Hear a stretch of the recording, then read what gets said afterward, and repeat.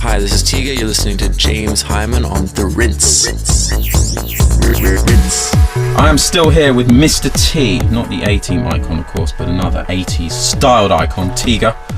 A little bit on your background. I mean, growing up in India, quite mad. Your dad, Dr. Bobby, a Goan DJ, so that must be pretty cool. Growing up, sort of flitting between Montreal and India, doing Goan raves. Yeah, they were good. What was all that like? It was the bomb. It was amazing. Bet. Yeah. It gets a bad rap now, you know, because it's pretty pathetic now. I mean, especially, with trance and with, Israelis going nuts and the whole, whatever, like Goa now is a bit, just in general, it's not, but when I was, in the late 70s and the early 80s, especially for a kid, it was awesome. I used to wake up at like 6 in the morning. I wouldn't be allowed to go to the parties at night.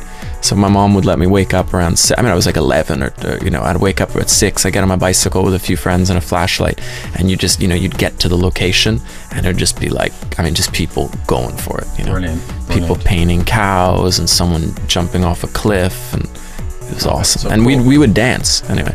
You love Montreal, of course, and you live there now, right? Yep. So you're not moving anywhere. You're going to stay put there.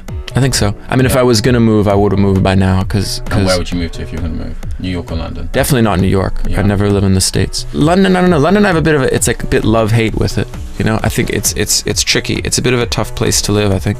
Compared to, I'm used to living in Montreal where it's a lot easier. And London has some incredible things about it. I think when it hits its highs, it's really awesome. There's so much, the bookstores and the record stores, but at the same time, the weather and the traffic. Do you have a mad big record collection? I don't want to talk about this for too long, otherwise you'll miss your gig tonight. I think it's not as big as it should be. I think I have like 7,000 or something. Okay. But it really cooled down in the past few years. Now it's a lot more stuff. I have a lot of CDs, more than I ever wanted to. I didn't really ever intend on having so many, but they're handy. I'm trying to sell the whole lot. Are you? Oh, we're talking 30,000. Talk business. 30,000 CDs. And that beautiful lady over there called Kate is cataloguing the whole lot. Really? Well, when you're done with him, if you want to, I'll buy you a vacation to Montreal if you want to spend a few weeks. Listen to that. What a lovely man. Now look, we're going to talk about your Turbo label. Okay. We could talk a little bit more about the collection. All right, we'll talk about that afterwards, off mic. Okay.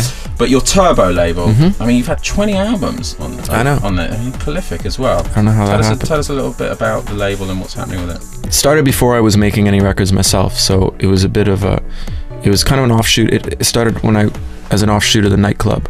I just wanted to work with a lot of artists. There were a lot of people that I was bringing in for bookings and stuff at events, and I wanted to work with them. And there was no real label like that in Canada. It was originally was modeled kind of after the K7. Yeah. But it was even Horst, by the way. Old school. Sorry? Horst from K7. Horst. I like Horst. Got some mad stories about him. The shark. I like Horst. Oh yeah. And also I was inspired, like all the kind of heyday of the like mid 90s UK labels like Moax, and the whole idea of like the cottage artwork label and stuff. Absolutely. So I kind of grew up on that stuff, and so I just wanted to start my own, and that's how it started. And the past couple of years have been hard just because my time demands it's basically trying to run my life as my own artist kind of thing. It's difficult to do the work you want to. So I try not even to sign people for real big album deals, because until I have the time to really develop it properly. So anything coming up that we know about? Well, we have Chromeo did really well, and they've started working on a second album, and I think it's going to be really amazing. I think they really kind of found they've come a long way. I got licensed to V2 over here. Yeah, it's licensed to V2. Okay. And Jesper's doing some stuff. So are you running this all yourself? Have you got people helping you? No, I have a partner in Montreal named Mark, and a staff of one. And good man though. Yeah, good man. Keeping the overheads low. Yeah, the overheads are really low. All right, let's play something fun. Again, you're bang on the money here with some a fine nod to 80s class. Miami Vice, we got FPU doing Crockett's theme, which was on your Mixed Emotions CD. Yeah. Let's do it.